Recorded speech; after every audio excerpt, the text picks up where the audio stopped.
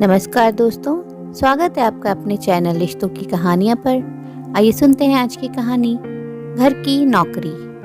मीरा एक संयुक्त परिवार की सबसे बड़ी बहू थी। उसकी बहुत ही कम उम्र में शादी हो गई थी, क्योंकि उस समय बहुत जल्दी ही शादी हो जाती थी। इस कारण वो 10वीं से आगे पढ़ नहीं पाई थी। सास तो उसके आने के बाद अपने घर, अपने दोनों छोटे बेटों की जिम्मेदारी से मानो मुक्त ही हो गई थी। सास ससुर के गुजर जाने के बाद मीरा ने अपनी जिम्मेदारियों का पूर्ण निर्वाह किया। वह घर के हर काम में बहुत कार्यकुशल थी। ऐसा कोई काम नहीं था घर का जो उसको नहीं आता हो। खाना बनाने में माहिर और सिलाई कढ़ाई बुनाई में भी परफेक्ट थी वह। इतने बड़े घर के हर कमरे में उसके ही हाथों से बने पर्दे, कढ़ाई किए हुए कवर, कुशन, बेडशीट ऐसी लगती थी मानो कि मशीन के द्वारा बनाई गई हो।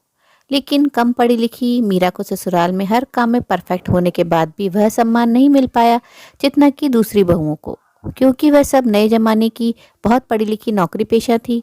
परंतु मीरा जो हर वक्त सबका ख्याल रखती, वक्त पर सभी को खाना बना कर देती, वह उन सब के बीच उपेक्षित सी ही थी। परंतु सरल स्वभाव की मीरा को इस बात का कभी बुरा नहीं लगा। वह सोचती थी कि क्या हुआ अगर वह नौकरी नहीं करती है तो, पर वह अपने प्यारे परिवार और अपने घर को संभालती है। उसके कारण घर भी तो व्यवस्थित रहता है। उसके कारण घर में सभी को समय पर खाना मिलता है, समय पर हर कार्य होता है, सभी को अपना अपना सामान भी व्यवस्थित अपनी जगह पर मिलता है। वह सारी जिम्मेदारी इतनी खुशी से और लगन से निभाती थी कि किसी को कोई परेशानी भी नहीं होती थी। घर में हालांकि नौकर भी थे उसकी मदद के लिए, पर उन सबसे क्या काम करवाना है, कैसे करवाना है, क्या नहीं करवाना है, उनकी महीने भर क्या तनख्वाह देना है, वह सब भी उसके ही हाथों में था।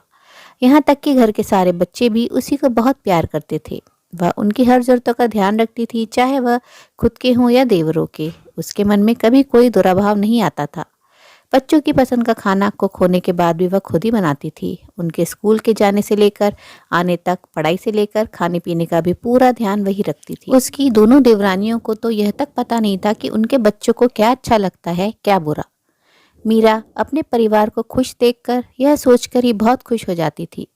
लेकिन एक दिन उसके स्वाभिमान को बहुत ठेस पहुंची जब उसके दोस्तों ने घर को व्यवस्थित देख उसकी तारीफ की तो अगस्त ने दोस्तों के बीच कहा कि इनको और तो कुछ नहीं आता घर संभालने के अलावा। यह सुनकर वह बहुत दुखी हुई थी। पहली बार उसको लगा कि उसका कम पढ़ा लिखा होना, बस घर का काम करना और घर संभालना अगस्त्य को खलता है। अपने भाइयों की पढ़ी लिखी नौकरी पेशा पत्नियों को देखकर अगस्त्य के मन में कहीं न कहीं हीनता की भावना आ गई थी। वह यह सोच ही नहीं पाया था कि उसकी पत्नी के कारण ही आज घर इतने सुचारू रूप से चल रहा है और वह व्यवस्थित है।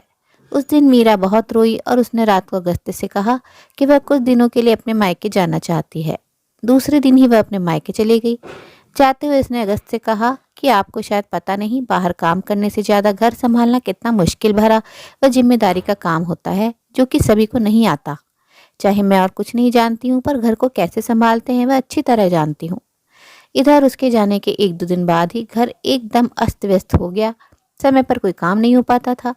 खाना बनाने वाली बाई भी अपने हिसाब से कुछ भी बनाकर रख जाती, क्योंकि नौकरी पेशा बहुएं कुछ बता ही नहीं पाती थी। उनको कभी मीरा के रहते यह काम पड़ा ही नहीं था। बच्चे भी आपस में लड़ते रहते। सुबह स्कूल का और सभी लोगों का टिफिन भी जैसे तैसे बन पाता, नाश्ता तो दूर की बात थी।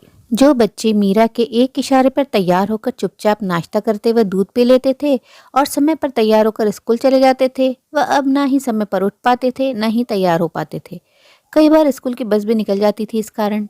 स्कूल से आने के बाद अक्सर मीरा सबके लिए उनकी पसंद का डिश बनाकर रखती थी। अब उनको जो भी खाना होता वह ही नहीं बन पाता था। उनके ट्यूशन का समय भी वही साथ कर रखती थी।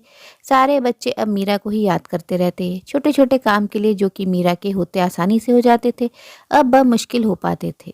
घर की हालत बिन नकेल घोड़े के समान हो गई थी। किसी को अपना सामान भी जगह पर नहीं मिलता था। सबको अब हर काम मुसीबत सा लगने लगा था। उसकी दोनों देवरानियां रोज उसकी फ़ोन लगाकर लगातार पूछती, भाभी आ जाओ, कब आओगी, बच्चे याद कर रहे हैं, सबकी परीक्षा पास आने वाली है, आपके बिन घर सूना सूना लगता है। उधर मीरा ने सोच लिया था कि जब तक उसकी अहमियत सबको, खास तौर पर अगस्त्य को समझ नहीं आएगी, वह वापस घर नहीं लौटेगी। धीरे धीरे सभी को एहसास हो चुका था कि वह सभी बिना मीरा के कितने अधूरे हैं। घर की हर खुशी की चाबी तो मीरा के पास ही थी। सभी को एक सूत्र में बांधकर प्यार के धागे से उसने सबको एक सूत्र में बांधा हुआ था। आज उसके कारण ही तो वह सब अपनी नौकरी को इतनी आसानी से कर पा रहे थे, क्योंकि उनके ऊपर घर की कोई जिम्मेदारी नहीं थी। अगस्त्य को भी आज अपनी पत्नी के उस गुण का एहसास हो गया था कि बाहर का काम करने वाली दूसरी भाइयों की पत्नी से ज्यादा तो उसकी पत्नी का काम बहुत बड़ा है। उन सभी से ज्यादा तनख्वाह तो उसकी पत्नी को मिलनी चाहिए इतने बड़े परिवार को संभाल कर रखने के लिए।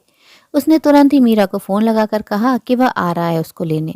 उसका घर, वह और सारा परिवार उसके बिना अधूरे हैं। ज्यादातर घरों में कामकाजी और घरेलू महिलाओं की तुलना हो ही जाती है। घर में रहने वाली महिलाओं को अहमियत कम मिलती है, मगर गहराइयों से सोचे तो एक घर स्त्री के बिना कुछ नहीं।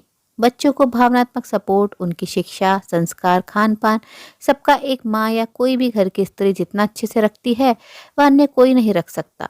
इसी तरह घर के बुजुर्गों को भी बहुत तसल्ली मिलती है अगर बेटी बहुएं उनके आसपास हों। हाउसवाइफ का जीवन इतना चुनौतीपूर्ण और व्यस्त होता है जितना किसी भी कामकाजी स्त्री का। बस फर्क इतना है कि घर संभालने वाली स्त्री बिना तनख्वाह के सबके लिए निस्वार्थ लगी रहती है। दोस्तों, आपकी इस विषय में क्या राय है? कमेंट बॉक्स में जरूर साझा करें और अपने मित्रों परिजनों के साथ भी शेयर जरूर करें। आपसे अनुरोध है, अगर आप चैनल पर नए हैं तो ऐसी ही नई नई जीवन से जुड़ी कहानियां सुनते रहने के लिए चैनल को सब्सक्राइब जरूर करें। कहानी अंत तक सुनने के लिए आप सभी का दिल से बहुत बहुत शुक्रिया। तो फिर मिलते हैं अगली कहानी में। तब तक के लिए आप लोग अपना ध्यान रखिए, खुश रहिए, ऐसे ही कहानियां सुनते रहिए।